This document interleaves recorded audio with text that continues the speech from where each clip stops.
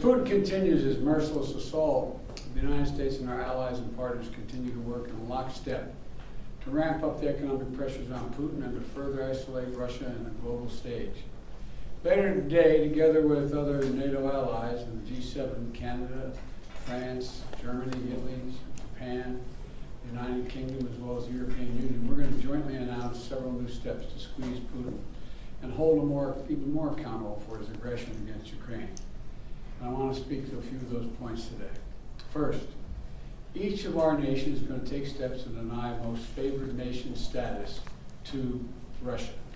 A most favored nation status designation means two countries have agreed to trade with each other under the best possible terms.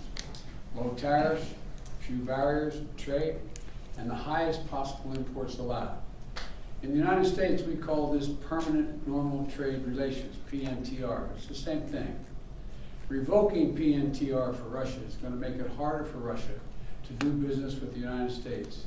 And doing it in unison with other nations to make up half of the global economy will be another crushing blow to the Russian economy. It's already suffering very badly from our sanctions. And I want to thank Speaker Pelosi, Leader McCarthy, Leaders Schumer and McConnell, and Senators Wyden and Crapo, Representatives Neal and Brady for their bipartisan leadership on this in the Congress. I would like to offer a special thanks to Speaker Pelosi, who's been a strong advocate for revoking PNTR and who agreed to hold off on that in the House until I could line up all of our key allies to keep us in complete unison. Unity among our allies is critically important, as you all know, from my perspective.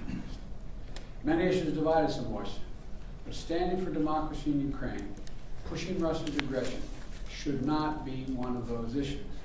The free world is coming together to confront Putin. Our two parties here at home are leading the way. With that bipartisan cooperation, I'm looking forward to signing into law the bill revoking PNTR, which is, again, most people think of it as most favored nation status. We're also taking a further step of banning imports of goods from several signature sectors of the Russian economy, including seafood, vodka, and diamonds. And we're going to continue to squeeze Putin. The G7 will seek to deny Russia the ability to borrow from leading multinational institutions, such as the International Monetary Fund and the World Bank. Putin is an aggressor. He is the aggressor. And Putin must pay the price. He cannot pursue a war that threatens the very foundations, which he's doing, the very foundations of international peace and stability, and then ask for financial help from the international community. The G7 is also stepping up pressure on corrupt Russian billionaires. We're adding new names to the list of oligarchs and their families that we're targeting. And we're increasing coordination among the G7 countries to target and capture their ill-begotten gains. They support Putin. They steal from the Russian people. And they seek to hide their money in our countries. They're part of that kleptocracy that exists in Moscow. And they must share in the pain of these sanctions. And while we're going after these super yachts and vacation homes for hundreds of millions of dollars, we're also going to make it harder for them to buy high-end products manufactured in our country. We're banning the export of luxury goods to Russia. They're also the latest steps we're taking, but they're not the last steps we're going to take. And as I said, at the beginning of all these steps, we're going to hit Putin harder because the United States and our closest allies and partners are acting in unison. The totality of our sanctions and export control is crushing the Russian economy. The ruble has lost more than half its value. They tell me it takes about 200 rubles equal $1 these days.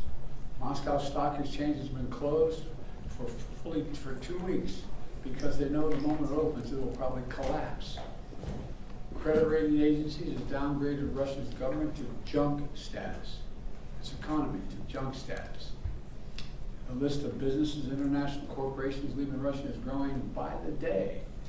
We're also continuing to close corporations with allies and partners to make sure that the close cooperation we continue to have, the Ukrainian people are able to defend their own nation.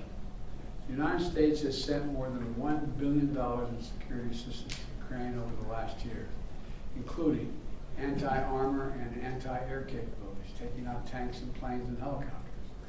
With new shipments arriving every day, we, the United States, are also facilitating significant shipments of security assistance from our allies and partners to Ukraine. And the humanitarian front, we're working closely with the UN and humanitarian organizations to support the people of Ukraine who have been displaced by the violence of Ukraine.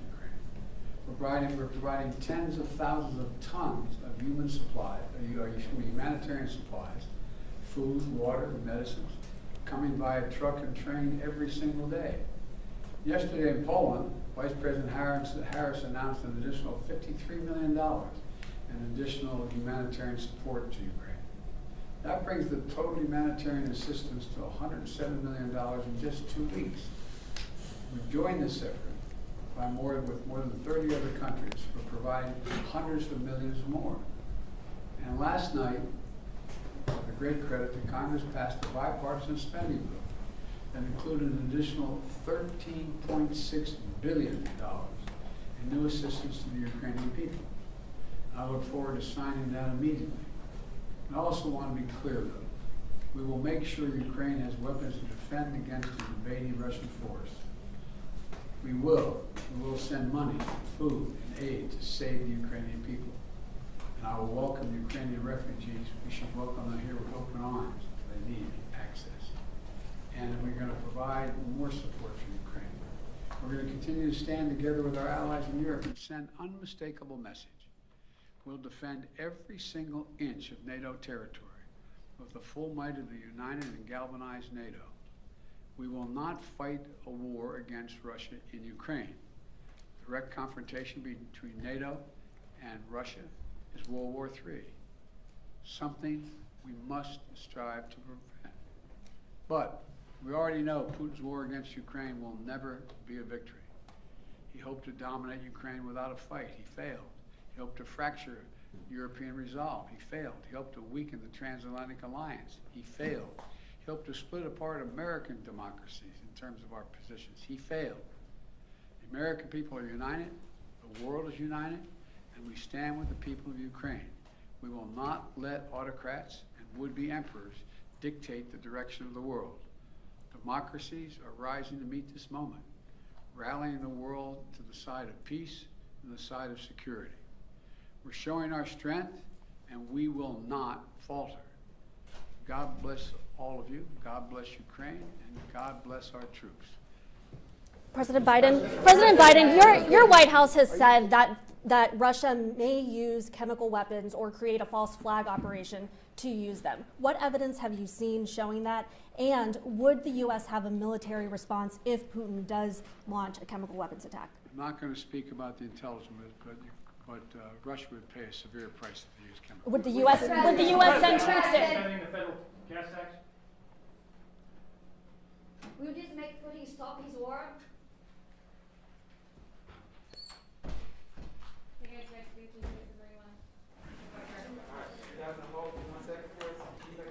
Oh, now we go outside. Well, you have your coat, so good. I forgot my sunglasses, though, which is the more important part.